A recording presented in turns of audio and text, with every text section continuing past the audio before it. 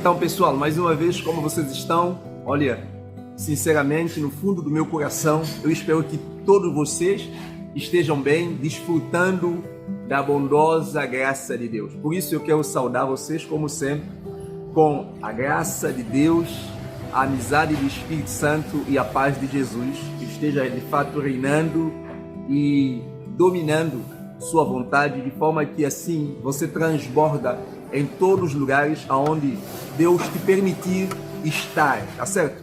Eu quero hoje conversar com você acerca de um assunto que é muito importante porque na verdade tem servido de um aprendizado para mim, tem mudado a minha vida e acredito que vai fazer toda a diferença também na vossa vida, na sua vida. Bem, eu quero falar então sobre duas razões, eu quero falar então sobre dois motivos pelas quais Deus ouve as nossas orações ou pelas quais Deus deseja que nós oramos. E para a nossa conversa eu quero ler com você a primeira carta de João, capítulo 5, versículo 13, versículo 14 e versículo 15, aonde ele diz assim: escrevi essas coisas para que creiam em nome do Filho de Deus e para que saibam que têm a vida eterna. Versículo 14 diz: estamos certos de que Ele nos ouve sempre que lhe pedimos algo conforme a sua vontade. Estamos certos que Ele nos ouve sempre que lhe pedimos algo segundo a sua vontade. E no versículo 15 ele vai dizer: e uma vez que sabemos que Ele ouve os nossos pedidos, também sabemos que Ele nos dará o que lhe pedimos. Bem, então aqui está muito claro que Deus ouve a nossa oração. E na verdade isso é uma pauta, isso na verdade é um assunto muito claro nas Escrituras. Eu há muito tempo tenho lutado nessa caminhada de vida de oração por não entender bem o papel, o propósito de Deus através desse meio ou através desse método que nós usamos e que nós falamos sobre oração. Já falamos muito aqui sobre oração e hoje eu quero, como que fechando esse assunto, para abrirmos para outro assunto que vamos continuar falando, deixando você realmente mais consciente da sua vida de oração e mais seguro quando você ora. Então eu quero dar para você duas chaves, dois segredos fundamentais que vai te ajudar na direção da sua vida de oração. E o versículo que nós lemos aqui, ele apresenta para nós essas duas razões, essas duas causas. Então eu vou falar de primeira razão, ou primeiro motivo. Na verdade eu vou falar aqui de primeiro motivo. Vamos falar então desse primeiro motivo. Qual é o primeiro motivo então que a Bíblia nos apresenta, que Deus nos mostra em toda a Bíblia? Está em toda a Bíblia, a gente muitas vezes não percebe que se nós aplicamos isso, se nós vivenciamos isso, se nós incorporamos isso, nós vamos ver resultado na nossa vida de oração. Bem, o primeiro motivo é o nosso pedido ou a nossa necessidade tem que casar com o desejo de Deus. Ou seja, quando eu estou orando, eu preciso entender que Deus é o único que é soberano absoluto e a vontade que eu tenho, a vontade do homem, foi dada por Deus. Deus é que criou a nossa vontade.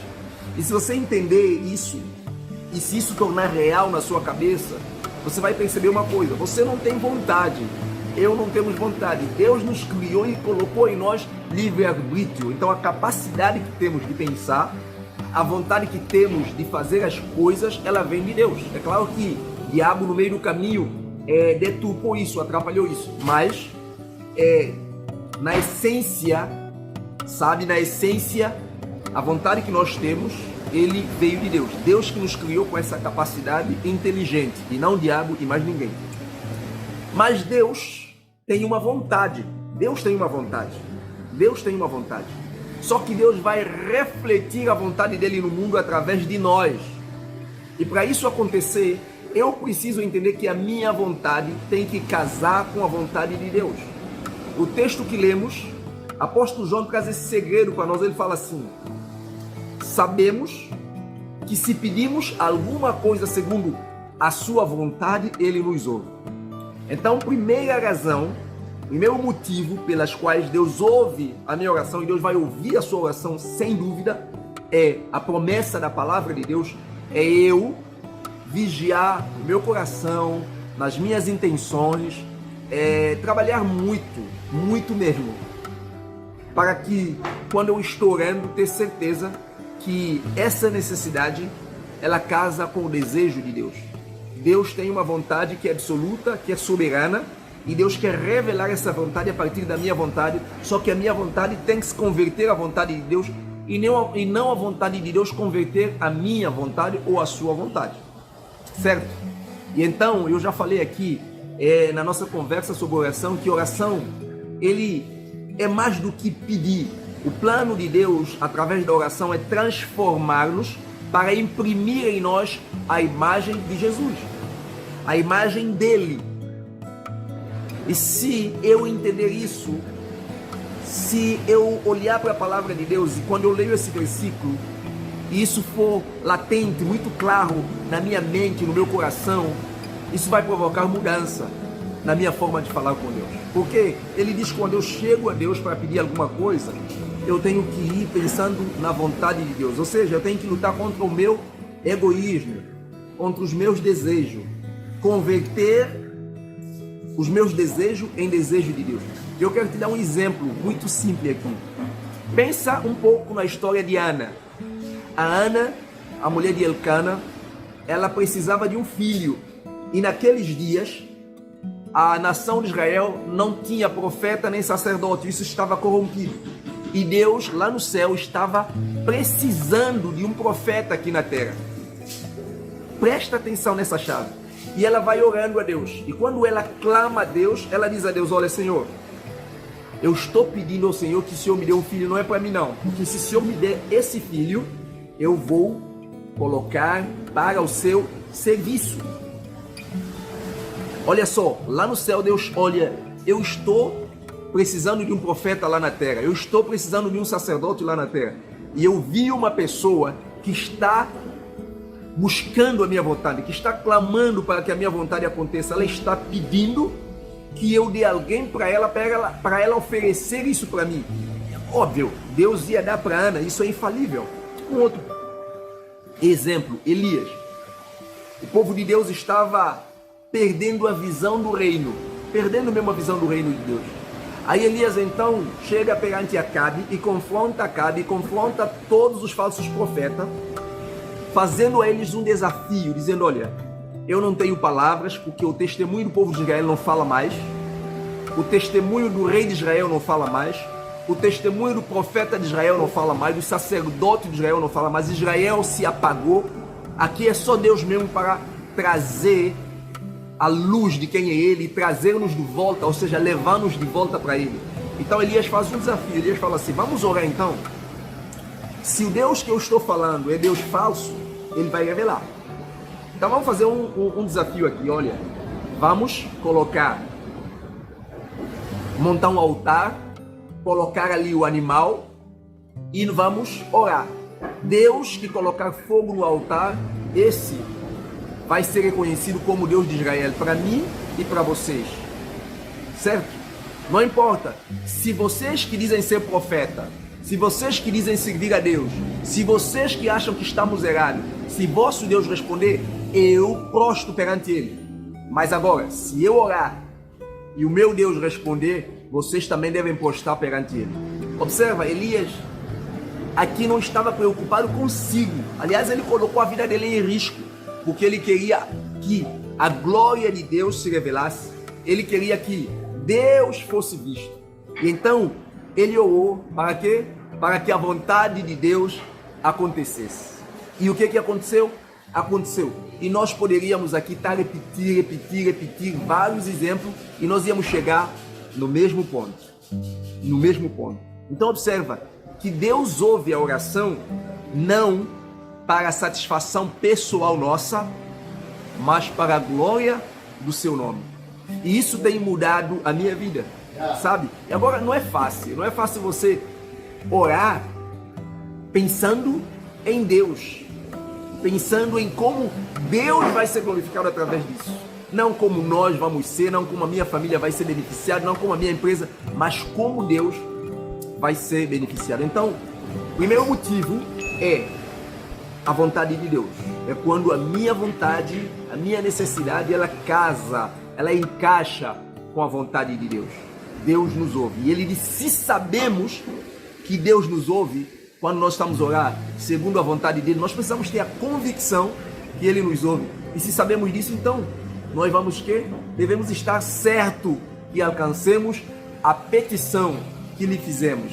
Isso é a 1 de João, capítulo 5, versículo 14. Segundo motivo, então, vamos para o segundo motivo. O segundo motivo é quando a minha necessidade, é quando o meu desejo é bem do meu próximo. Presta atenção, só tem duas bases de bênção que Deus deu para mim e para você. Ele e os homens, certo? Eu só estou bem se o outro estiver bem. Então, quando as coisas que eu faço, ela tem como propósito abençoar o meu próximo, ajudar o meu próximo, fazer o meu próximo crescer, aparecer, Deus ouve a minha oração. Eu quero te desafiar a partir de hoje a começar a orar de verdade para Deus mudar a vida de algumas pessoas que você percebe, para Deus abençoar aquele irmão que você às vezes não concorda com ele, mas que você percebe que Deus usa ele quando ele ensina a palavra de Deus. Eu quero para você começar a orar de verdade para as pessoas, sem nenhum ressentimento. Eu quero que você esqueça de sua família. E eu quero trazer alguns exemplos aqui para você. Imagine você tem uma empresa. Você fala, Senhor, eu peço que o Senhor permita que através dessa empresa eu possa ajudar mais família a se sustentar. Eu posso fazer mais filhos ter uma refeição, ter uma... sabe? Eu quero abençoar vidas, Senhor. Eu estou fazendo isso não por mim, Senhor. Mas eu oro para que o Senhor faça que através de mim essas pessoas sejam beneficiadas. Senhor, eu de verdade, Senhor, a minha intenção é ajudar o próximo. Sabe? Eu não estou preocupado com comprar melhor carro para minha casa, para construir. Não é isso. E eu quero te dizer uma coisa. A Bíblia diz que quando nós buscamos em primeiro lugar o reino de Deus e a sua justiça, as demais coisas ele acrescenta. Se o seu foco for Deus, for as pessoas, porque Deus ama as pessoas, pode ter certeza que ele vai te dar a melhor casa, ele vai te dar o melhor carro, mas acima de tudo, ele vai te fazer ser uma pessoa realizada. Ele vai te fazer ser um canal de bênção para centenas de pessoas. Você não tem noção disso.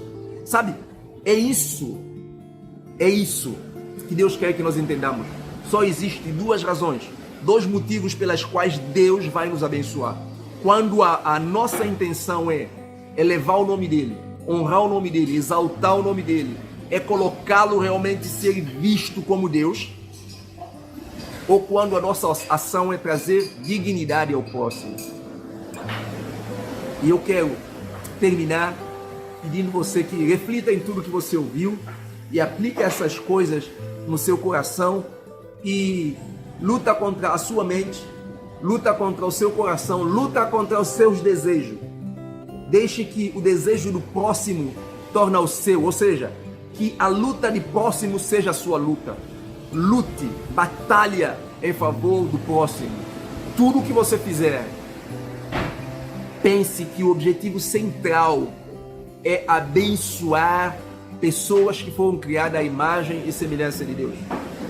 Procure amar mais as pessoas. Procure doar mais de si para as pessoas.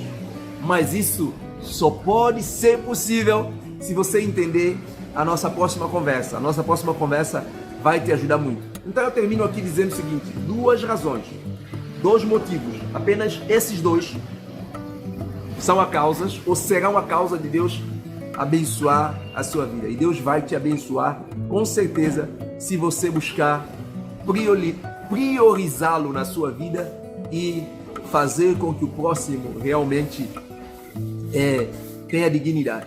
Que Deus abençoe sua vida e que através de você Deus transborda sobre aqueles que Deus colocar do seu lado. Sua esposa, seu marido, seus filhos, os irmãos que estão à sua volta, os funcionários do seu trabalho. Trata o ser humano com valor, trata o ser humano com dignidade, tá? Deus te ama, Deus ama o seu irmão e Deus nos ama a todos e Deus quer que nós o amamos de todo o nosso coração, com toda a nossa força. Observa que o plano e o projeto final de Deus através da oração é que nós sejamos semelhantes a Ele, é que nós sejamos parecidos com Ele, é que nós sejamos Deus na terra, certo? Que nós sejamos Cristo na terra, que nós sejamos pequenos Cristos aqui na terra. Quando eu falo Deus na terra, é exatamente, se você é filho de Deus, então você reflete Deus aqui na terra. Amém?